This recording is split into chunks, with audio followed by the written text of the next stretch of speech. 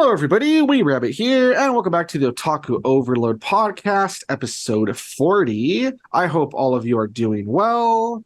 I am excited that we are back because every episode is interesting in its own way, but this week in particular, I think that we are spoiled for stuff that's been coming out. There's some stuff that I've been waiting for a while that, there is to talk about, both when it comes to stuff that I personally watched and some of the news and even the topic. There's just stuff that I kind of want to touch upon for a while and finally having an excuse to do it. So that's pretty fun. And yeah, you guys will see what I mean in a moment. Hopefully you guys don't have to wait too long to see what I'm talking about. Before that though, of course, Legend of Jonathan is here. He is my co-host. How are you doing, Legend of Jonathan? I'm doing all right. How about you? I am doing pretty good. Yeah, like I said, I'm just excited. This is an episode where we're going to touch upon some stuff that I've been waiting a while for. So if you are ready, why don't you, as always, kick it off? I know that your week wasn't too big, but still, let us know what you've been up to, and then we can just go from there.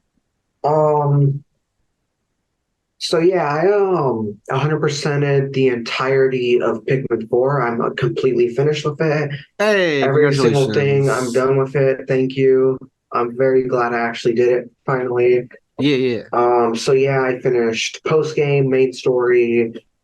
What's it called? I got all the onions. I did all the treasure stuff. I did what's the name of that thing? The Dandori challenges and battles.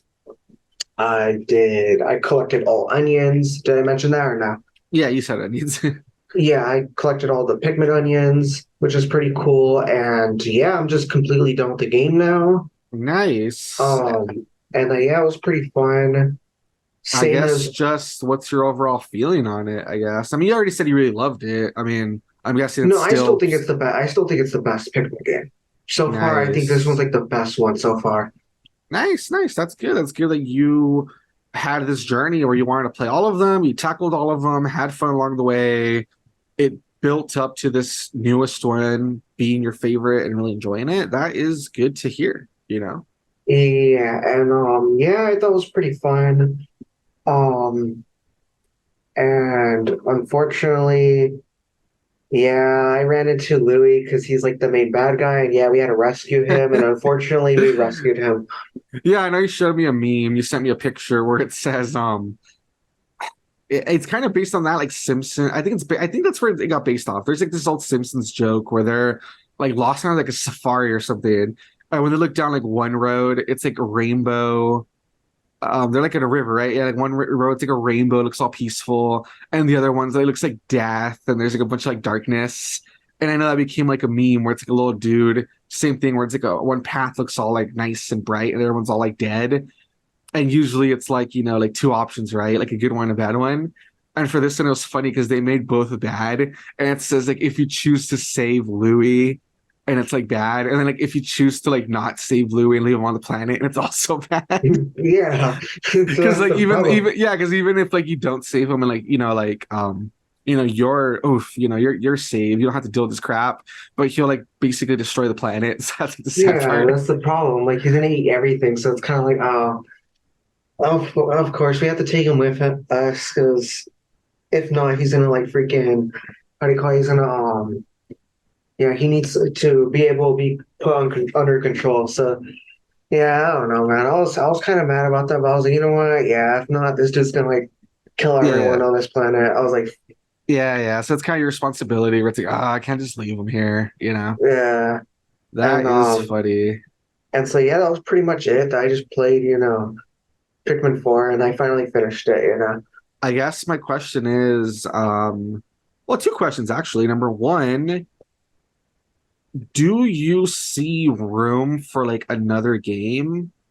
I guess it's always kind of a weird question because it seems from what I know about the Pikmin games, none of them end on cliffhangers or anything. They all ended at a point where it feels that could be this is it, but then they always add more. So I don't know. Still, what do you think? Do you feel they could have another game in the series? Oh, do you feel there's room for you do feel there's room for more either way? Yeah, they always keep doing this. And then, I know that Hate Pikmin, the spinoff, it doesn't take place on PNF 404. It takes place on a completely unnamed planet, but yet on that planet there's Pikmin as well. And like the implication there is that supposedly like even though yeah, there's different creatures, there's like slightly different creatures and all that stuff that didn't appear in this one. It's Hmm. like the implication is that like if they wanted to, they could stop exploring PNF 404, Yeah. but on purpose they could just keep exploring different planets and just be like, oh yeah, Pikmin exist here for some reason too.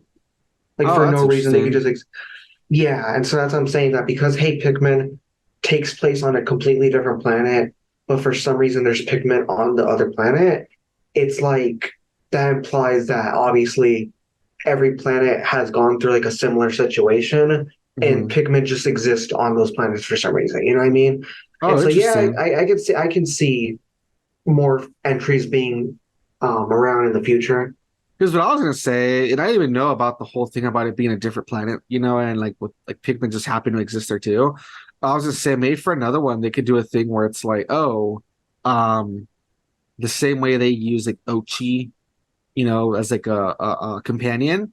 I'm like maybe they can make an excuse that like you've cultivated onions and Pikmin and you have them with you, and maybe you could just have like your own little squad of Pikmin that you're taking to like a different planet and like you like to use, you know what I mean, or whatever.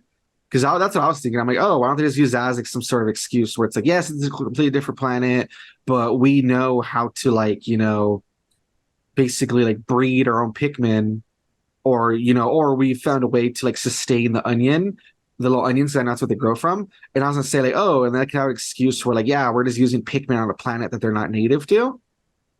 But I guess maybe they don't even have to do that if I guess they just grow on different planets. I don't know. Yeah, because I was gonna say, and then like the implication here in Pikmin 4, which I think that is where I'm gonna get into kind of like a bit of plot stuff, is that post game kind of reveals that like you know how I kind of pointed out at one point that like Ochi grows a weird like pigment type tail, like it has like a Yeah, weird leaf. yeah. It's implied that leaf people or leaf like creatures and stuff, it's like they can't go into the atmosphere at all Oh, because they start to get sick. Like they start oh, to like get they really not like like like they they get have they have to stay on their planet, or else like they just like won't survive, basically. yeah, and so like they'll start getting stomach sick. And I know like because of the whole shipwreck with Olimar explains at one point too, he even says something like, oh, like you know the green dog Moss or whatever? He Hmm. says he's like, oh, she snuck on my ship at one point when I was trying to leave and she started freaking out. And it's because I guess she was getting sick too, because she was born, I guess, on the planet or some weird thing. Oh, so she's And not she's native to the planet, not like Ochi, that he's from like a different like. like it's Oh, like as okay. though like something happened where either she went there at a young age or she was like bred on the planet or something. And Oh, then okay. I guess Huh. like the implication is that yeah, he had to drop her off, but because you know his life support had ended, that resulted in him like almost dying basically. Nice. Huh.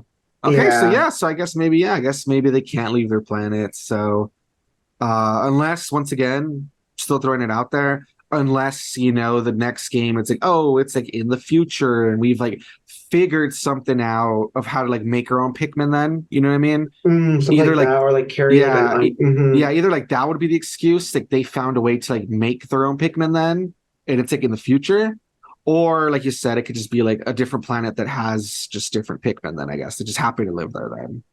Huh. Yeah, 'cause honestly, I would like to see something like that too, because like I could see PNF 404 being more explored since most of the areas are kind of almost the same in each game. Hmm. Like you can tell they all kind of take place in one little continent, I guess you can say. And so it's kind of like I would want to see like okay, like one area seems to be more like Western, and one game seems to be more like in the East, like in Japan. But it's like, Mm. whoa, what about other places? Like we know that there's desert areas, but like we don't get to see actual desert areas. You know what I mean? So it could be like Mm. something like that. Yeah, But I yeah, got like you. we don't really know for sure, especially because I don't know if like I think right now either they're taking a break or they are working on Pikmin. But it would obviously be them not talking about it because like it would be kind of weird to be like, man, we just started like right now after the. It would be kind of like okay, like you guys said that last time, but that took like 10 years. It's like right Yeah, now, that's the unfortunate thing. Who knows when the next Pikmin game will come out? Because it seems like it's one of those series that, except for like the first two games, it seems like they take like a pretty long, Mhm. they have a long development cycle. So like if we just got this one, who knows when the next one will hit? Yeah, I mean, the thing it's is, the fact that it's like the best selling out of the series so far, it looks like it finally gained legs, and it's sold like a lot of like copies and stuff that could kind of push it more towards the front or whatever in Nintendo's mind, where it's like, okay, these are finally working. We can capitalize that and make more, maybe. But mhm. who knows still, Yeah, especially because I saw that Nintendo seems to be advertising it so much, like like it's blowing up. Because I know at their Nintendo Live event, they literally had like a huge giant like Ochi statue with like an ice Pikmin on top, and they were sponsoring the hell out of it. And there was like a bunch of people lining up for like the little demo. Like I saw through like videos and stuff that they were lining up a lot. Like you could tell a game, yeah, it really is blowing up. Nice. So as I'm saying, you never know. It could become something more popular when Nintendo prioritizes it more. Hmm. Or who knows? Nintendo's Nintendo. Sometimes you think they're going to capitalize on stuff and they don't. And they So go the complete opposite route. Yeah. yeah, but I mean, like you said, it's cool that this is selling well, and that you said that you feel like there's more room for more series, and you've thought of some ideas and stuff. I mean, if fans have thought of ideas, I'm pretty sure the creators have too. So we'll just have to wait Hmm. and see, I guess. Yeah. Cool. Then my other question was, now that Pikmin was like a big thing for you, that you were playing all the games, waiting for the new one, you got to the new one, etc. What do you feel is next for you? What would you like to tackle now? I'm not actually sure still. Like, I think the next thing I'm gonna probably play, but I don't think that obviously this is like probably gonna be a few hours, so it's not gonna be a long thing. Like as a big thing I'm gonna tackle, I'm not sure, like a huge series, but either one, I'll go back to some older games I haven't finished, like Zelda or well, they're not old, but you know what I mean, like from this year, Yeah. like Zelda, or I might beat Sonic Frontiers. And the next thing I do want to tackle because it came out recently and I never talked about it was the new Dragon Ball Z Kakarot DLC Oh, that's that it came cool. out. The All the right. the Tenkaichi Budokai Yeah, one. yeah, yeah. So And you have some ideas of stuff you want to play then. That's cool. and then obviously another thing I want to do is tackle like the Evangelion stuff still. Yeah, And yeah. then yeah, that's pretty much it for now. And then when like Wonder comes out, like the Mario game, I think I'm gonna play that too. Oh, I can see Or that. Yeah, I can mm-hmm. see that. Yeah. Oh, and Yeah. we're actually gonna touch upon that a little bit later. So, Mm-hmm. anyone listening to that, put it in your pocket or whatever. Put a pin in that. Cool, cool, Yeah. cool. So you set off for your week then? Yes, sir. All right, cool, cool, cool. So in that case, jumping over to my week, I want to keep it brief. I know sometimes we like go on forever with the stuff that we watched or played or whatever, and sometimes it feels like it really Yeah. stretches it out or whatever. So I'll try to be brief. I might talk, no, especially with the second one for sure is not so much to talk about. The first one I might gush a little bit about. You guys will see what I mean in a moment. But there is a lot of stuff that's been released lately. I feel like I said, I feel like we're spoiled. There's always like anime and series that got announced a while back that are coming out, and like so much stuff. This first one is something that I had been excited for that I heard a while back about, and then I was kind of like, when is it coming out? When is it coming out? And then there was like a trailer where I think it's like, okay, it's coming out soon. And then finally, before we knew it, it finally came out. And what I'm talking about, of course, is that I watched the first two episodes on Max of Fionna and Cake. Oh, that's so And for lit. anyone who might be like, oh, that sounds like familiar, like, why does that sound familiar? It's because it is a spin-off of Adventure Time. That Mm-hmm. in Adventure Time, there was a couple of episodes, they're sprinkled here and there throughout the series, where there was like this gender bent version of basically everybody, but mainly Finn the human and Jake the dog. And the gender bent version was Fionna, who instead of wearing like a little bear hat, it's like this girl. She wears like a little rabbit, a little hoodie Mm-hmm. hat. And Cake, that is her sister, and she's a cat instead of a dog. Mm-hmm. And yeah, basically it was like these really fun episodes where it was like people were like, everyone was gender bent in the land of Ooh. I think even Ooh wasn't called Ooh. I think it had like a different name too, honestly. But yeah, it Mm-hmm. was just like a universe where everybody was like gender swap, gender bent or whatever. And it was really fun episodes because it's like, okay, like instead of like Fionna, I mean, instead of like Finn and Jake, it was like Fionna and Cake. And instead of, Princess Bubblegum, it was Prince Gumball. And, instead of, Marceline, the Vampire Queen, it was Marshall Lee, the Hmm. Vampire King or whatever. And like all sorts of like really fun changes, getting to see like the characters and their different like, personalities and stuff. And it was just really fun. And there was a few episodes, like I said, like that with these alternate versions. And as you're watching Adventure Time, and as they're revealing more stuff about like the lore of like the universe and stuff about like Ice King and all that, it's revealed that number one, everyone thought that it was just like this fanfic that he made. I don't know why, but he's just crazy, right? Why does he do anything he does? So everyone thought that was like it's supposed to be like this fanfic that he made, and it was supposed to be just like these stories that he would draw and write, right? But then like there's like an episode where I think he's like, oh, I want them to be real or whatever, and it kind of reveals something where it's like, oh, maybe they are real. Like that was kind of weird, but they kind of just left it there. And then as it progressed more, and you found out about Ice King and how the crown seems to like give him this weird access to like other like universes and like beyond. It gives them like weird knowledge. There's like a whole episode where we see that the reason he's writing these stories is because like, oh, they're actually getting beamed into his brain. That's like based on like this other like this old TV show from like another universe or whatever. I don't What remember, but it the was heck? it was just really weird where it starts kind of making you like question like, wait a minute, like is it real? Like it's not like just like something he made up after all. You know what I mean? And unfortunately, it's one of those things that when the series ended, the original series, it never really got solved. It was just like there's still some loose ends where it's like, what was Fiona and Cake? Was it like an old TV show, or was it like a multiverse thing that was getting beamed into his brain? And what was the deal? It was kind of weird. Basically, like I said, though, loose ends never really got answered. The way Adventure Time ends is that for anyone who's watched it, I mean, who hasn't watched it, spoilers. Along the way, Ice King, he gets cured of the crown basically and its madness. He gets turned back into his human form, which is Simon Petrikov, and instead his girlfriend, which is like why he had this whole obsession with like kidnapping princesses, because he used to call his girlfriend his princess or whatever.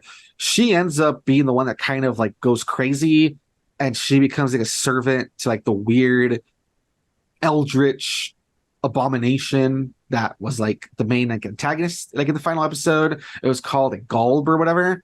So basically she is gone, Simon is left behind, and at the end it shows that it implies he's gonna try to like track her down and see if he can free her one day, right?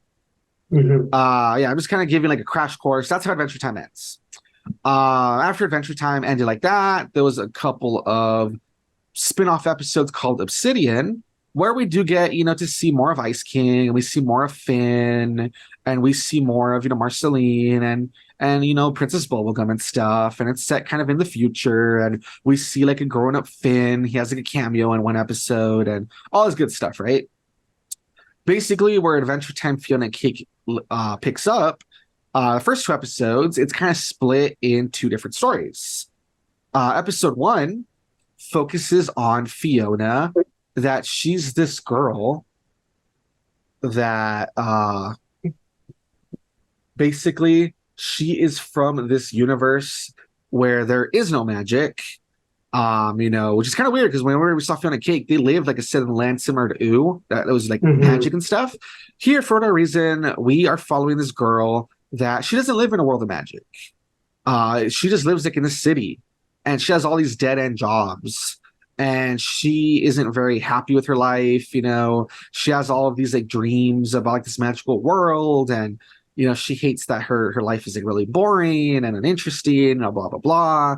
And you see her interacting with like these normal versions of all like the gender bent characters. So, for instance, Cake is a normal cat that lives in her apartment, and she's worried about her cat because you know, Cake is like freaking out, so she's gonna take her to the vet, for instance. And then we see that she works as like a tour bus guide, and we see that like Marshall Lee, he's just like some street musician that, you know, he performs on like corners, right? And the little bakery she goes to, it's run by what should be Prince Gumball, but he's just called Gary. He's like a normal guy that like makes coffee for her and stuff. So like everyone that like in the Damn. fantastical world was like, you know, like a vampire, like a prince and all these like crazy things, they're humans, right? There's normal, boring humans. That's And crazy. so it's kind of interesting. So not only do you get all the gender bent, you know, gender swapped characters, but we get to see them as humans instead of like all these like crazy fantastical stuff. And yeah, it's just basically about how she like, you know, has these dreams of like magic and she just like is really sad because her world, she feels it's so boring and she feels like she has like all these dead end jobs and she feels like she's is kind of unhappy with her life. And so we see all of that with hints of like, why does everyone else, when she brings up her dream, why do they mention that they also have dreams of like their magical counterparts and stuff? This is Yeah, kind of that is kind of weird. sus. Yeah, and so we kind of get like these weird like implications that like, it seems like there's more to this. That's kind of funny. So that's kind of episode one, right? We see all that. Episode two, back in the land of Ooh, we get to see Simon Petrikov, who used to be the Ice King, and we see how he's trying to adjust to life as like a normal human, and how he's way out of his element because it picks up where Adventure Time left off, where there's more humans now, and they've created their own little society, and there's like all this weird tech around him and magic and blah blah blah, and he is back to being his normal self. You know, he's not like the Ice King anymore, so he can't handle that he's from like the 20th century, you know, like, you know, we don't really know exactly when, but let's say 1990s at like the latest. And he's Yeah, like in this future world with all his like tech and magic combined, and he doesn't know what to do with his life. And so it's like damn. really sad. And so basically we see him dealing with that and being really lonely. You know what I mean? And Finn, you know, he's older now. He makes an appearance trying to cheer him up, but doesn't really work. And we kind of see that Finn's also going through some stuff because spoilers, but in the Obsidian episode, in one of them, we saw that an adult Finn has a tattoo of Jake, and people were like, "Did Jake die? Why does he have like a memorial to him like on his chest?" And then in like the fourth episode, the last one, it's all about Finn in the like underworld or you know whatever you call it, and him reunite with Jake, and he says that he missed him when he died, and like it's all this stuff about talking about how like yeah that like Finn really missed Jake because apparently he died shortly after the end of the series. Damn. And so when he's trying to cheer up Simon, we kind of see that like, yeah, Finn's like all right, but not perfect. Because we see that he is still hurting from the whole Jake thing. And so he tries to like, you know, kind of bury his feelings deep down and just keep himself busy. You know what I mean? Yeah, And so like we see that part of the story. And near the end of the second episode, I'm not going to spoil it, but you kind of see Simon try to do something drastic because, like I said, he's lonely. He misses his girlfriend, Betty, whatever. And it seems like this is where the two stories are going to converge of this Fionna that's from like a normal world with no magic and Simon who's from this world of magic and all this stuff. And yeah, it looks like it's going to converge and they're going to be traveling through multiverses and all sorts of interesting stuff. So yes, very, very interesting setup. And these first two episodes were really good. that's pretty cool. Yeah, without, you know, spoiling, like I said, you know, kind of what happens near the end and everything. Yeah, it just looked really good. Adventure Time is one of those things that has grown with the audience, where if you look at like the first couple seasons, they were very like kid friendly, very like Hmm. mature. It was all like about fun adventures and catchphrases. Then as it progressed, it was more about like the lore and Finn growing up and like more mature themes. And then in Obsidian, it got even like more mature, where like, okay, all the characters, it feels more mature what they're dealing with, and seeing Finn as like an adult, that he's lost Jake and stuff. And then these two episodes, they're even more mature. We're like, yeah, the Fionna, for instance, she is, I guess, around the same age that, you know, Finn should be, because I guess he's grown up. And yeah, it's very adult where she lives in her own apartment and she has all these dead end jobs and it's about her being kind of lost in life. You know what I mean? Yeah, And yeah, there's like a little bit of like minor cussing and like blood throughout the episodes and stuff. Finn, you know, he's an adult now, and like the way he like takes down enemies he's like kind of ruthless. He's kind of like a warrior, and we see some blood Yeah. and stuff. So like that was really interesting. So these episodes have really like matured with like the audience. So it was really fun to see that like more mature aesthetic, but it doesn't go like too far. And oh man, like the stuff it deals with too about like the loneliness and about feeling like your life isn't really going anywhere, stuff like that.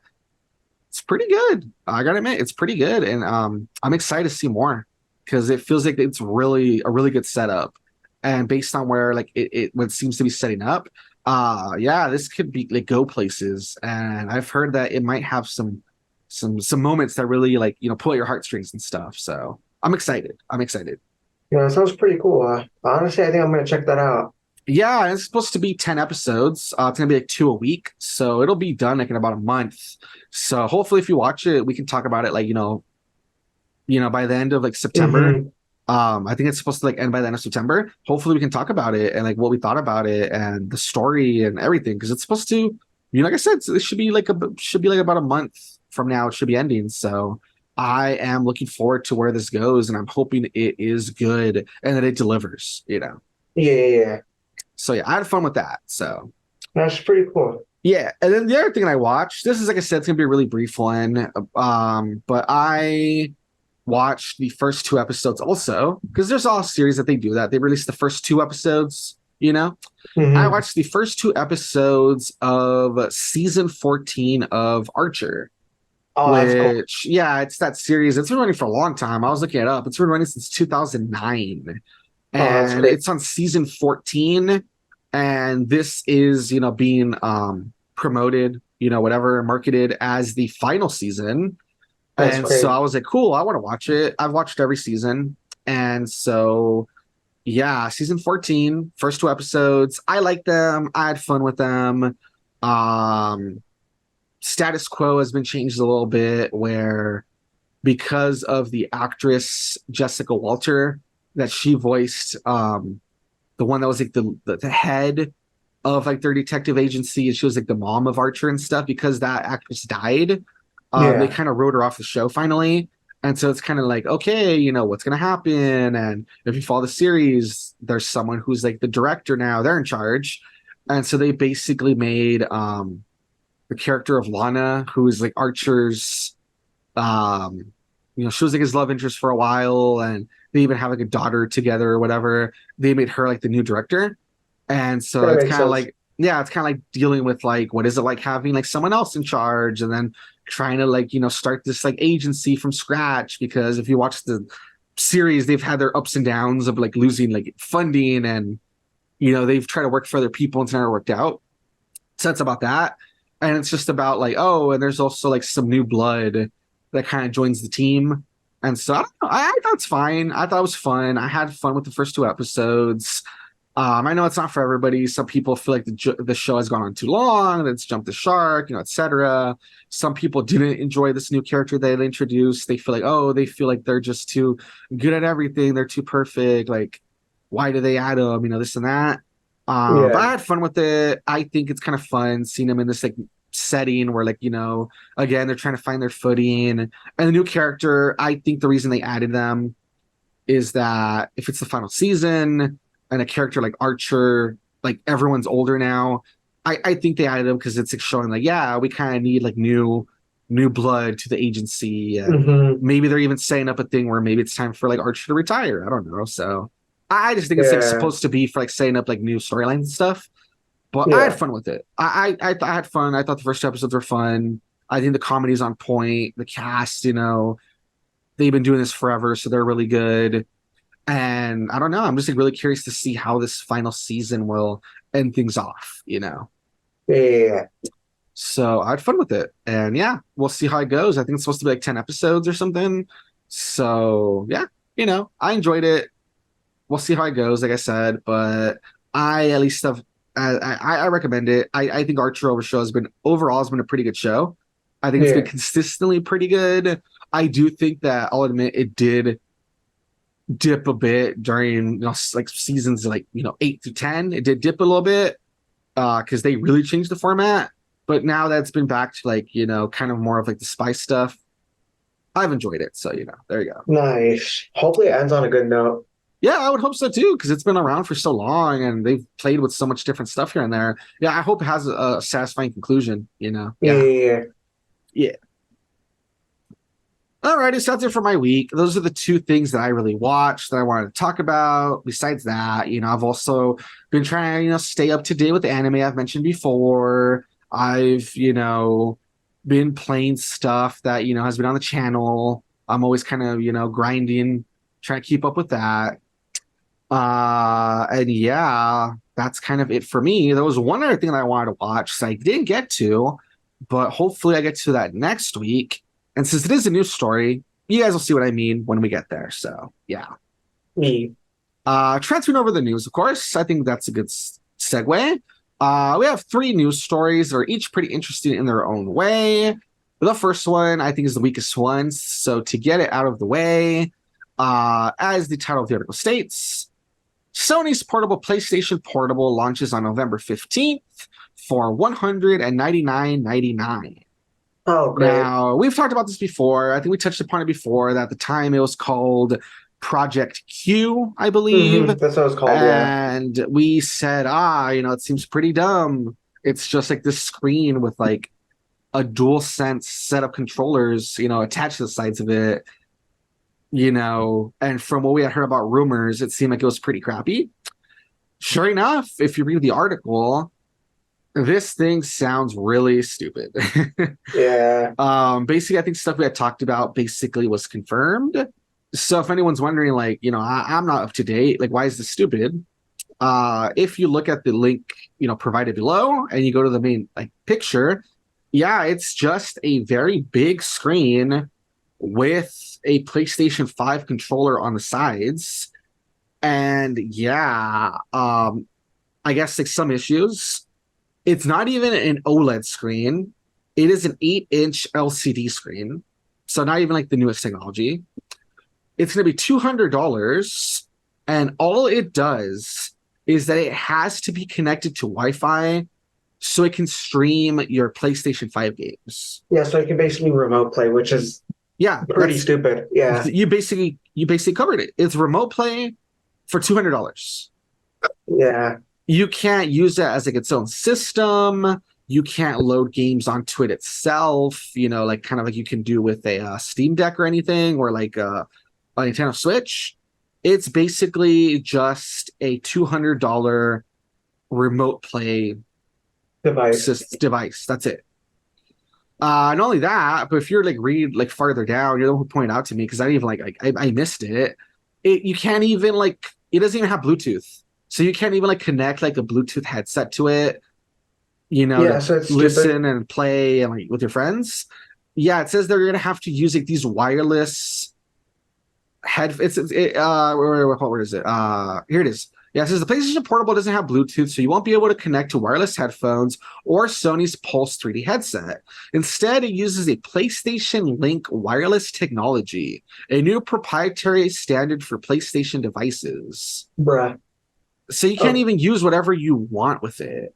And what I think is dumb is, okay, it has Wi-Fi, yeah, it doesn't have Bluetooth. So it's like it's stupid. It has one thing, but it just can't have the other somehow. Yeah, and it says you can use, it says you'll be able to use this new headset or buds with a PS5 through a USB adapter, but with rumors of a PS5 Slim on the way, it's easy to imagine PlayStation Link will be integrated into future PS5 models. So it looks like they're just really removing a lot of stuff. It's rumored the battery size isn't going to be that great. So it just sounds like a total waste of time, really. If there's stuff that exists out there, like a Switch, or maybe let's say you're not the biggest fan of the Switch because of the, specs, with the rumored upcoming successor to the Switch, or with stuff like the Steam Deck, what's the use of this? Yeah. It's just a remote play device, and it's $200. Yeah, so that's really silly. Yeah. And then I was saying, and let's say okay, maybe you don't want to buy a Steam Deck because you think it's too expensive or whatever, right?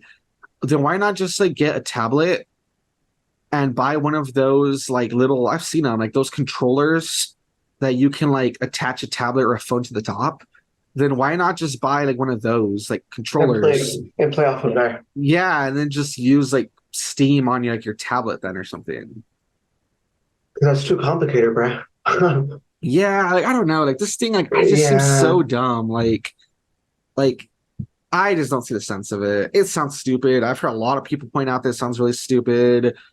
I don't know. I don't know who's gonna buy this. I'm sure there's still gonna be an audience, but it's like I rather wait for like the Switch successor because a lot And of to get stuff that's this, coming to yeah. all these, a lot of stuff that's hitting all these systems comes to Switch anyway. So like I'd rather wait for like a Steam successor. I'm sorry. I'd rather wait for like a Switch successor, or I rather wait for, you know, like and get like a Steam Deck or something, or like I don't know, or just play on your damn PS5 and like if you can't have it on the go, who cares? I mean, you have to use Wi-Fi anyway, so like, you know? Yeah. So I don't know. I think it sounds stupid. Link is in the description below so you guys can see all the details. But I really don't know who this is for. Like I've said, I've Yeah, heard of it's that. weird. Like apparently, like the latency is low, so Oh, at least like the great. device works. No, no, low latency is a good thing. Oh, So at least like it runs well. But it's like, what would I like? What's the point though? Like I just don't get it. yeah, that's super stupid. Yeah, it's just from everything I've heard, it seems like a waste of time. Moving on to the next news story. This one was really exciting, and I actually ended up doing a video on it. I did my like reaction and discussion on it, so we're not going to talk about it for like too much. But this was like a really cool thing that happened during the week. As the title of the article states, Super Mario Bros. Wonder Direct, gameplay details and screenshots, Switch OLED model Mario Red Edition announced. So Yeah. basically, the title covers it. It gives a good summary of what happened. But yeah, out of nowhere, they announced a Super Mario Bros. Wonder Direct. They mentioned it like maybe like a day or two in advance. And yeah, it promised that it would have 15 minutes of new details. And so, like I said, I ended up doing a video on it. I would say go check it out so you can like watch the direct if you haven't seen it already. You can see my reaction. You can see my full like deep dive into it. But to give like a little summary of it, it was really cool. I really enjoyed it. Like they covered a lot of details. To go over like the biggest ones, they revealed that for people who like, I think they had already said, okay, it's gonna be the Flower Kingdom, and people were like, so is it gonna be like a different area, like a neighboring kingdom to like the Mushroom Kingdom? And you know, it's been confirmed that yes, it's its own kingdom. That's why the little guys that are like little houses, instead of being toads, it's like these little other guys. So it's a kingdom run by Prince Florian. He's this little like caterpillar looking guy that he joins you on your quest because as Mario and friends were visiting, Bowser attacks, he steals like this wonder flower or whatever. He combines with Prince Florian's castle and starts like, you know, taking over everything. So it's up to Mario and friends to help this, you know, this prince to free his kingdom. Yeah. So it's going to be a totally different area, which is really cool. And then they said that the playable characters are going to be Mario, Luigi, Peach, Daisy, Blue Toad, Yellow Toad, and Toadette. That's going to be like your regular characters. And then regular, you know, green Yoshi, red Yoshi, yellow Yoshi, and blue Yoshi, plus Nabbit are going to be easy mode, where they have, you know, like a better jump, and they have that they won't take damage. So it's like baby mode. Yeah. So that is probably the most playable characters we've ever had in a game. That is, even if you look at just regular characters, that's 7 playable normal characters. But if you include everybody, that is 12 playable characters, which is pretty cool. Yeah. So that's pretty fun. That's like the biggest roster we've had in like a 2D Mario game. Yeah. Because I'm saying even if you like try to account for like just regular characters, I think the biggest we've had before was like 6, right? So that's pretty good. Then they talked about the power-ups, which were really fun. They showed off the elephant fruit, which makes Mario. It was confirmed. It's everybody who's a normal style character. So not the Yoshis or Nabbit, but anyone else. They have a elephant transformation, which is really cool. Then there is a bubble transformation that lets you shoot like little bubbles to trap enemies and use as platforms. And then there's like a little drill hat that lets you drill either downwards or upwards, and that lets you like reach different areas, which is really cool. Then they showed those wonder seeds that if you collect them, yeah, they lead to like a no, wonder seeds are currency, sorry. A wonder flower that, yeah, if you touch them, they totally change the environment. It's like random stuff like there's a stampede of enemies to survive. The level tilts and you have to run away from like a spiked ball. There's a thing where you go into free fall, you're like falling to the ground, and so you have to like not hit any like obstacles on the way down. The perspective changes, it becomes like a isometric view. Mario turns into a Goomba or to like a spiked ball, you know, a bunch of stuff. So there's like a lot of crazy stuff that happens when you touch them. So it's like, gonna like really change gameplay up, which is really fun. The other thing I was really excited for is that they showed off a badges system that you can either buy them or you can like earn them through like challenges. That it's almost like these like different moves or buffs that you can equip one badge at the start of each level. And there's stuff like wall jumping, dolphin kick, which lets you like be faster underwater, a crouching high jump that's kind of like Mario 2, where you like crouch and then lets you do like a really high jump. That's what I was looking forward to too. Yeah, that one looks really fun. The one I want to do, it's called like a grappling vine that lets you shoot cool vines too. In midair, and you can stick to walls, and like it looks like a grapple hook, but it's vines, which is really fun. So there's all sorts of really cool moves and buffs that you can like unlock. I'm sorry. So I'm excited for that.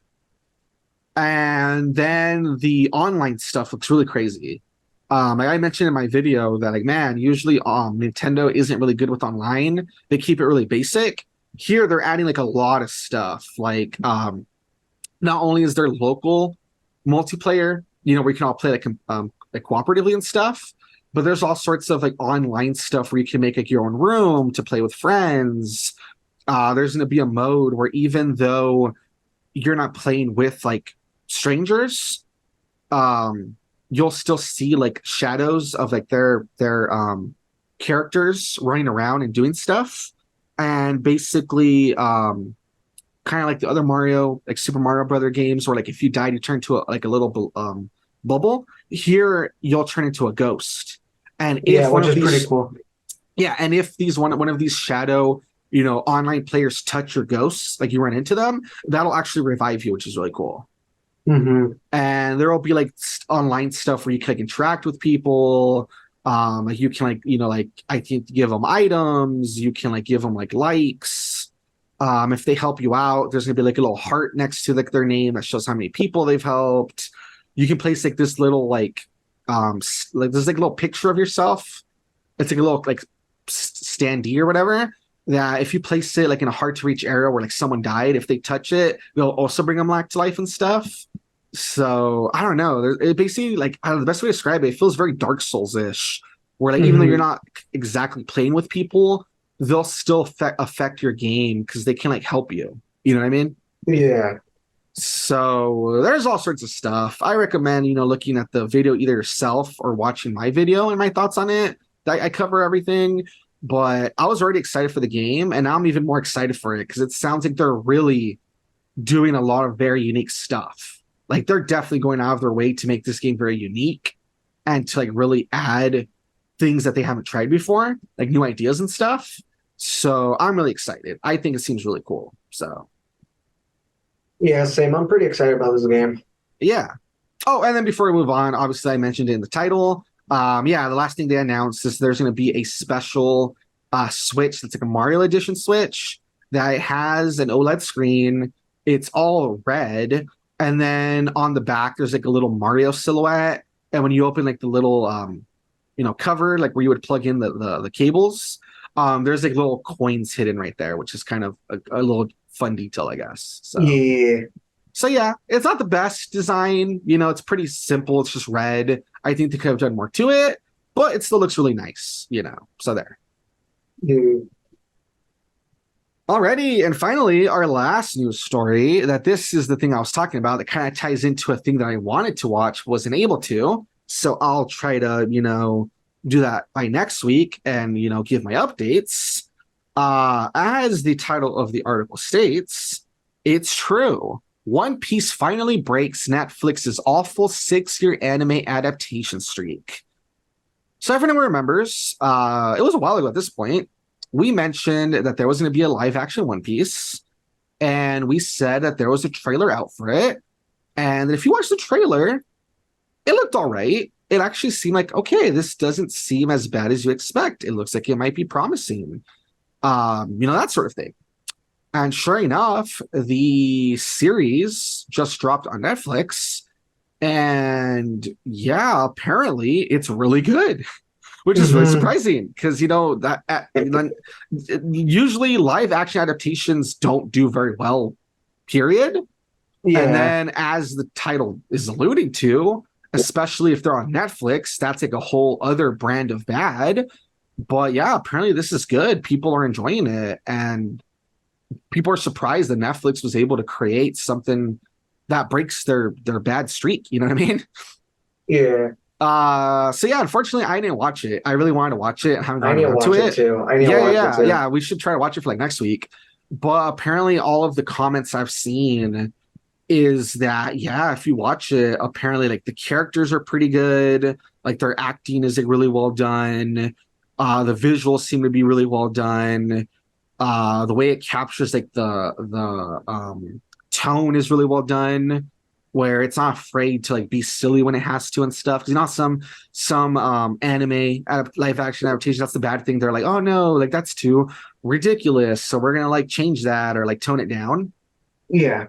And this is basically going like, no, if we're like gonna do a live action adaptation, then we need to like, if it's supposed to be silly, we're gonna be silly, damn it. And so like it does it well apparently. Yeah, that's the thing that was I had a feeling this one was probably gonna be more better than the other adaptations that Netflix had done, especially considering that the creator, I had heard that he was so involved in it. And that's actually what I was going to bring up next. Yes, that not only are people saying like the actors do a good job, and that it keeps like the tone, and that the visual effects are pretty good, stuff like that. But yes, that apparently people think that a big part of it is that the original creator was like every step of the way they were involved. Mm-hmm. Yeah, that if you like read somewhere in the article that I'm going to link, it says that like they did not like greenlight it or like move on until they were sure that he was happy with everything. Mm-hmm. And so that's pretty good. It's pretty good that they really respected it and really followed what the manga had to say, because other series don't do that. You know what I mean? Because that's, I think, is why it's very important that, like, obviously you could just be like, oh, let's get the permission of the creator, and from there we can just do whatever, and maybe it'll come out good. But, like, that's usually why it fails, because they don't really know what to do. They just kind of get the characters, and then they try to make something, and it doesn't come out right because it has nothing to do with the original thing. You know what I mean? Yeah. And, like, here, at least if the creator's involved, at least the creator might, like, see it and might be like, well, this scene, I don't think this scene would matter more in the live action section than I did in the manga and the anime, so I need you guys to get rid of this. We can say that as an example. Or like, and it's like, that's kind of a good thing, because when the creator's involved, at least he can see what it would be like in a live action. And obviously that's how, the audience is going to agree and be like, man, this is actually pretty good. This makes sense. And that's why in the article, I found the part, I'm going to read it a little bit out of order, but like one line actually says, well, there are many differences between Netflix's One Piece season 1 and the manga. The core of the story is kept, which you were just talking about, that there's changes, but it's changes that like they feel like they could go. Like they didn't cut anything that was like super like, other ones where like it makes you like confused, like why did they cut that? Or like why did they change that? Here it's like we change it, but it's stuff that still makes sense. Like the core of the story's still there. And then another part over here, it says, it says Oda was an executive producer on Netflix's One Piece and worked closely with the showrunners in bringing the world of the manga into live action. One Piece's showrunners Matt Owens and Stephen Maeda have commented on how Oda would tell whenever he was not happy with the scene. Oda had a saying in the scripts, and the show only received an official release date after One Piece's creator approved the project. Dang. So that's really different compared to other stuff where like either like the creator isn't involved at all, or the creator's kind of there, but they kind of just like look over it like very briefly. Like for stuff like, I don't know, like maybe like a character design or like stuff like that. You know what I mean? Mm-hmm. Yeah, because like for instance, you know, it talks about like all the bad decisions, and it talks about like the Cowboy Bebop one, for instance. Yeah, it looked like the creator. Remember, if we read it, we're like, oh yeah, he looked at the script and he was just kind of like, huh, this doesn't look that great. But then that was kind of it. That was all his involvement, right? He just kind of went like, oh, this looks stupid. I think that was like it. It was like, really? You know what I mean? Mm-hmm. Yeah. So like I said, I really want to check this out as soon as possible. I want to watch it hopefully in time for next week, because I really am excited now to watch it. And I want to give my opinion on it and talk about it in general. I think that'd be really fun. So I know you said you're gonna try to do the same thing. Yeah, we should try to, you know, watch it. That way we can give our thoughts on it for next week, because at least we know that it sounds good. At least we're not like gonna like walk into it surprised. At least, you know, we have on good authority that's supposed to be good. But now I really want to watch it. You know what I mean? Same. Yeah, so that's exciting. So yeah, so that's kind of it, you know. That's it. But you know, like I said, where that kind of, you know, leads us into, yeah, we're gonna try to watch it. I guess that's all there really is to say.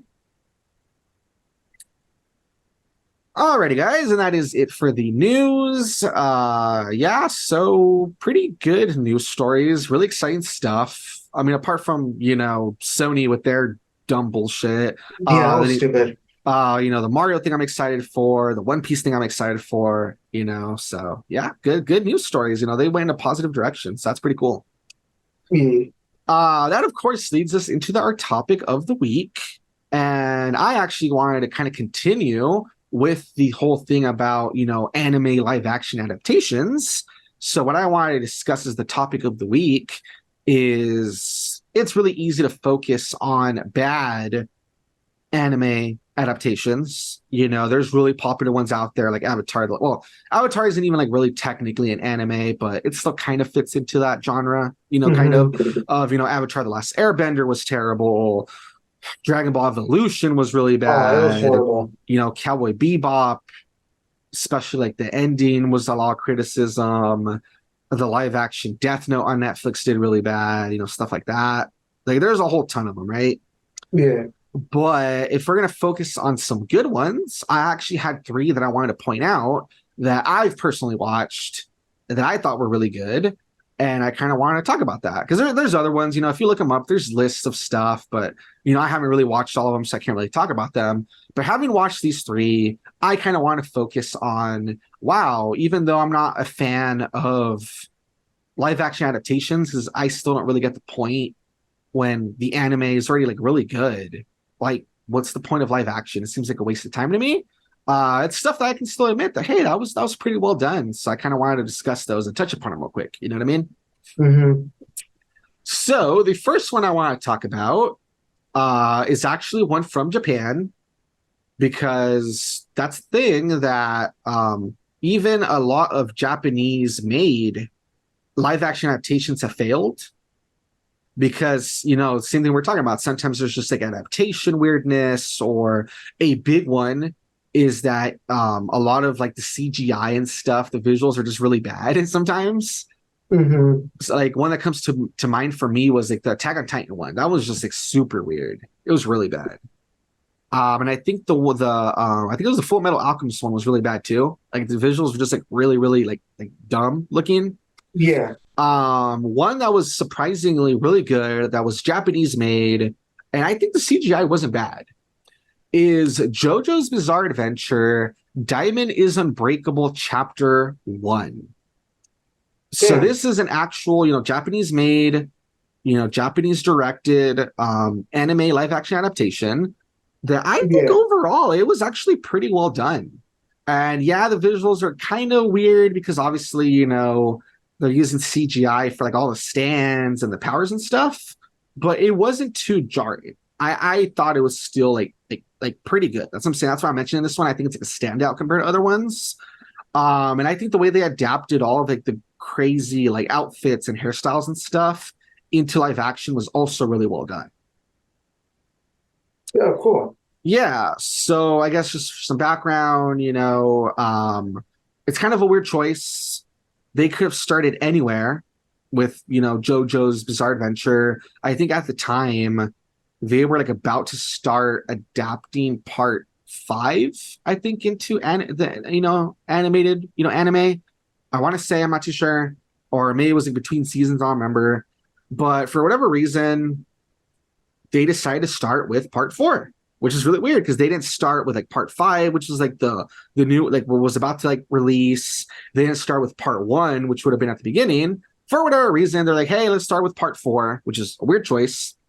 But yeah, it focuses on one of these, like, the beginning of part 4.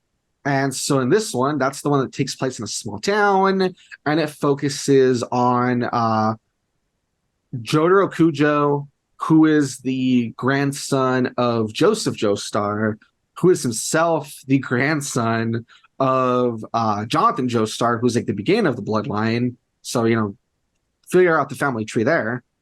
It's all about how Jotaro Kujo is tasked with going and introducing himself to his nephew, who is the illegitimate son of his grandpa, Joseph Joestar.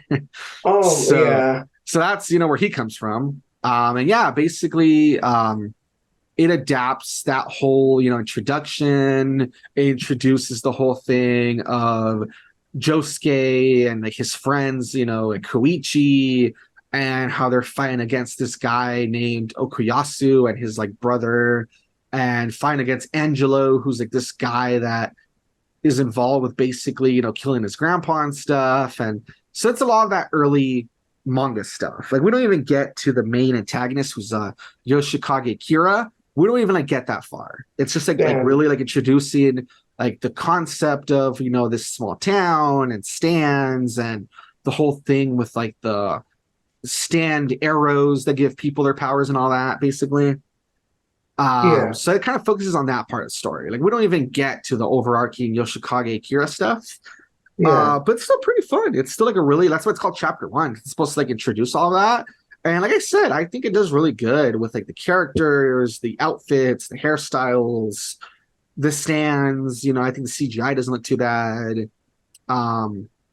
Yeah, I think for being such a weird like anime series that it uses so much weirdness and it's so out there, I thought it did a pretty good job of adapting to live action. Honestly, it's not perfect. I'm not saying it's perfect, but I thought it was pretty good, honestly.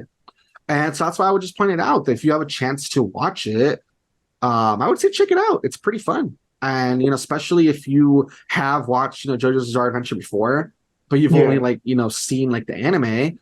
Yeah, the live action is worth checking out. I think I did a pretty good job for, what it is. And especially for like being such a weird thing to adapt, it did a good job. No, it's pretty cool. Yeah, the bad thing is that it is called chapter 1. And it's kind of like, so where's chapter 2? Like, where's the rest of it? And I don't know. I haven't really heard if they're ever going to make more. So that's the thing that really sucks. Damn. So yeah, it's like, okay, we got part 1. Where the hell's the rest of it? I don't know if we're ever going to get the rest of it. So that kind of sucks. You know what I mean? But hey, I don't know. At least they tried. They did I would say, pretty all right job of adapting it. So there you go, I guess. Damn, we're never getting chapter 2. Maybe not, because this did come out in 2017, by the way. Yeah. So, I don't know. We'll see what happens, I guess. Funny you say that, because this next one is an American-made live-action anime adaptation, and it's also kind of weird because it also came out quite a few years ago. So it's the same thing. Where the hell is the sequel? It's also like, where in the hell is the sequel? I'm talking about Alita Battle Angel. Oh, yeah. Yeah, so Alita Battle Angel came out in 2019. It is based on the manga series. No, actually, it's weird because it has 2 names. In English, it is called Battle Angel Alita, but in Japan, it is called Ganmu. Hmm. which is supposed to stand for gun dream. And that's where it gets kind of weird that in English they changed a lot. It's called Battle Angel Alita, and they call the main character Alita. But in Japan, it's called Gonmu, and the main character's name in Japan and like other countries, her name has always been Gally. So that's kind of weird. Yeah. But yeah, basically, Alita Battle Angel. It's an adaptation of, like I said, Battle Angel Alita, known as Ganmu. And yeah, again, it's one of those things where it's not perfect. That's gonna be the thing with these. In the adaptation process, they're not gonna ever be perfect recreations. Usually, they do change some stuff up and they move things around, and that's just kind of the way it works. But at its core, it's been also very well received. It was directed by Robert Rodriguez and produced by James Cameron, which, hey, everyone knows James Cameron. He's done stuff like Terminator and, Avatar. And then Hmm. Robert Rodriguez, he's known for stuff like, Machete and, Spy Kids. Hmm. And so, yeah, it's two very creative guys. They had been wanting to adapt this since forever. And yeah, when they finally got around to it, they made it.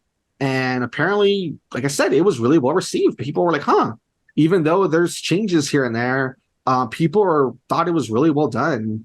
That yeah, it basically covers parts of like the manga where like there's this robot, cyborg girl. Her name is Alita. She's found in this like landfill by this scientist that's played by Mads Mikkelsen. I mean, it's not Mads Mikkelsen. I wish it's Mads Mikkelsen. He's also really Yeah. good. It's by Christopher Waltz, but he still did a really good job.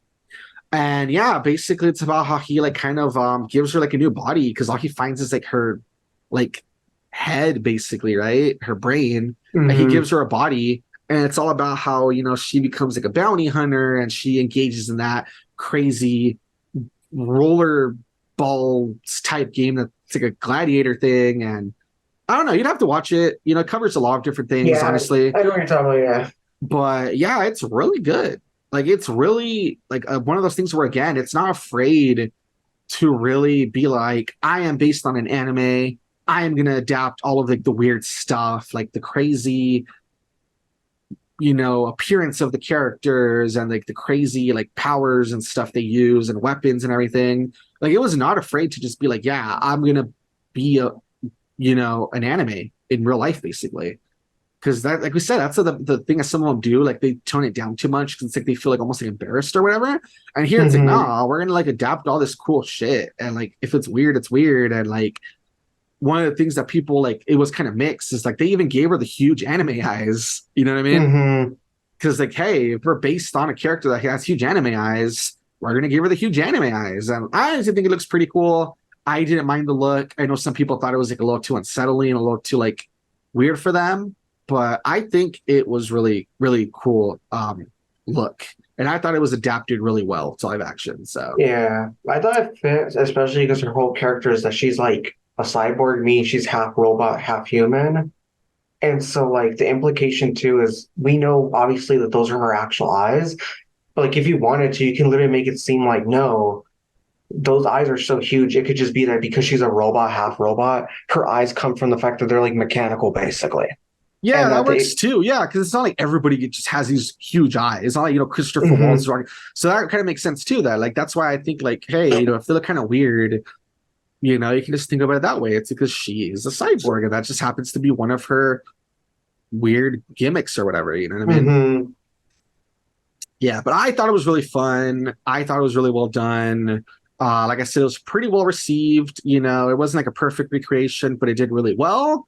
And the only bad thing is that, yeah, it really ends where it barely feels like you're really starting the story. You know what I mean? Like it Yeah. feels like there's more to come. And like the bad part is that, yeah, that was back in 2019, and there's not even like talks of like another one yet. Like, Yeah. oh, it says like a sequel's in development, but it's like, when's That that? was years ago. Yeah, it's like it kind of sucks when they do that. Or like there's movies that you really enjoying, and then like it takes like a long ass time for them to do a sequel. It's like why are you not striking while the iron is hot? You know what I mean? Like it feels weird that you like Yeah. leave big gaps. That's always kind of awkward. You know what I mean? Yeah. Yeah, but we'll see what happens, I guess. I know one of the things is like too is how like James Cameron for the longest time he was working on all those like Avatar sequels that are supposed to like come out back to back. Yeah. Since he is like a producer, maybe now that he's kind of like those have been filmed and they're like going to start getting released, maybe that's what was getting in the way as well, I guess. Mm-hmm. Yeah, so I don't know. We'll see how it goes, but they've promised. I actually like scroll down because I went to the section that says on Wikipedia planned sequels. It even says, it's really funny. In December 2022, Rodriguez and Cameron took a virtual blood oath to make a sequel. So they've like promised each other. They're like, you're gonna make it no matter what. So there you go. There you go, I guess, and finally, the last one I want to talk about that is also a live action adaptation made by Hollywood. So, it's an American made one, but that apparently was also pretty well received. People were like, hey, that was really fun. I enjoyed it. Is a movie called Edge of Tomorrow that is based on the manga series called, oh, actually, no, sorry. This one is a light novel. So that's a little bit different. Although, I mean, a lot of light novels get, manga adaptations as well. But I guess it started as a light novel. It is called All You Need Is Kill. Yeah. Which, damn, I kind of hate Edge of Tomorrow as a name. Like, it's cool, but All You Need Is Kill is just so much cooler. Right? Like, tell me I'm wrong. I think All You Need Is Kill sounds way better. Like, it's weird, but it's like kind of badass at the same time. I don't know. Yeah. But anyway, once again, it's one of those where kind of like Alita, even though they changed like a lot of stuff, like it's not a recreation like one for one, it still kind of, follows the same basic, I guess like the main plots, right? And so Edge of Tomorrow, it's a sci-fi thing. Stars Tom Cruise. He's the main character. And then like the dual antagonist, whatever you call it, it's Emily Blunt. And basically, it's about this world where these aliens called mimics, they arrived at some point, and they are killing everything. And so basically they've created these like mech suits to try to like destroy them. And Tom Cruise is like the main character that basically after like coming in contact with one of them and getting covered in its blood or whatever, they discover that the way that these aliens have been winning is because they have powers to like rewind time or whatever. And because he was covered in like its blood or whatever, he now has that power. And so basically it's about one man and how, because he has the powers to like rewind time and like start over every time he dies, basically he's using that power to help the world, protect themselves and fight these aliens and like, save Earth or whatever. And it's just like a really fun movie because it's sci-fi, it's action, it's kind of like comedic and stuff. And it's all about like kind of like the best way to describe it is like, it's like imagine a video game character that he dies, right? He has all these infinite lives. So every time he dies, he has like a safe spot, right? And so it's like him getting better along the way because he learns to like deal with all of the enemies and stuff and all of like the traps and everything. So you literally like, it doesn't always show you, sometimes it skips ahead, but the implication is that yes, he's died so many times that like, for instance, it shows there's a time where he's trying to escape from like what is he trying to do? I don't remember. It's like they're leading him somewhere, right? It's almost like a little boot camp or something, and he's like trying to like avoid it. And so it shows that like the first time he actually gets squished by like a truck. And so he gets run over. And it's like, oops, he has to start over again. But then like the next time they show him that he's like trying to hide and run away, he knows how to like roll under the tires and not get squished this time, for instance. And then like on one of the occasions that like he gets killed in training by Emily Blunt. So the next time that shows him, fighting her, he's doing better. And the implication is that he like learned his lesson and stuff. You know what I mean? So it's really cool. So it's basically like, like what if you were like in a video game and you had the power of like a save point and you could like, or a checkpoint or whatever, and you had infinite lives, just keep trying and trying and trying. And basically it's that, in the form of an action movie where it's this guy that just has the ability to respawn.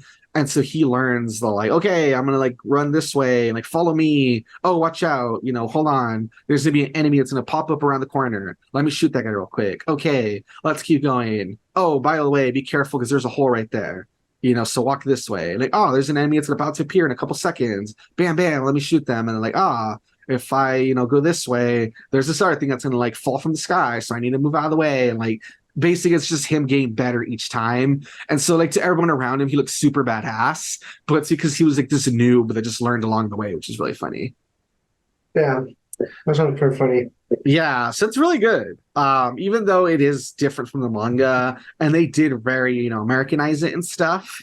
It's still basically, like I said, it follows the main story beats about, having the power to rewind and being in mech suits and fighting these aliens and stuff. And it follows all of that main stuff. So that's why it's called an adaptation.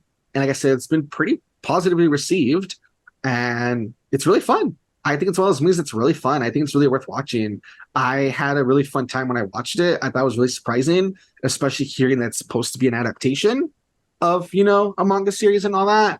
So I would say check it out. That's another one that I think is worth watching, that they did a pretty good job in, and like all the action and stuff, like I said, is really good. So yeah. That's super cool. Yeah. So those are my three that I think that if you are a fan of anime and you're always disappointed in really crappy live action adaptations, if you're like, oh man, I hate live action adaptations, they've always like let me down with stuff like, like I said, live action like Death Note on Netflix or Dragon Ball Evolution or any of that like really crappy stuff. These are three that I recommend. So again, they're JoJo's Bizarre Adventure Diamond is Unbreakable Chapter 1. That one is a Japanese one though, so you would have to look for subbed. Then Alita Battle Angel, which, I am hoping that they make sequels to, because I would love to see more of that universe. And finally, Edge of Tomorrow, which that one is a one and done, but it's still a pretty fun, self-contained story. So yeah. So there you go, guys. If you feel like it, I would say check them out. I think they're fun. And also check out what they're based on, because, those deserve love too. So yeah, there you go. That's super cool. Yeah. Alrighty, guys. And with that being said, that brings us to the end of this podcast. Hopefully you guys enjoyed it. Hopefully you guys had fun listening in. I know that I had fun when I was putting it together, because like I said, stuff like Fionna and Cake and, Mario Brothers Wonder and, the talk about live action adaptations that were actually good, all that stuff. It's stuff I've been wanting to talk about for a while, actually. Like I had heard about this stuff, and there's stuff that I've been wanting to talk about and stuff. And so the fact that I was able to talk about it in this episode, that was really fun. So I'm really happy, But yeah, we're gonna try to be back next week. As always. As always, we'll try to have more things to talk about. Like Jonathan, he's finally done with Pikmin. He's gonna see what he moves on to. Yeah. Me, I'm gonna try to watch the One Piece thing, see if I watch some other anime as well. And we'll try our best to be back next week with more exciting stuff. Hopefully you guys look forward to that. But until then, we'll see you guys next time. Bye-bye. Bye-bye.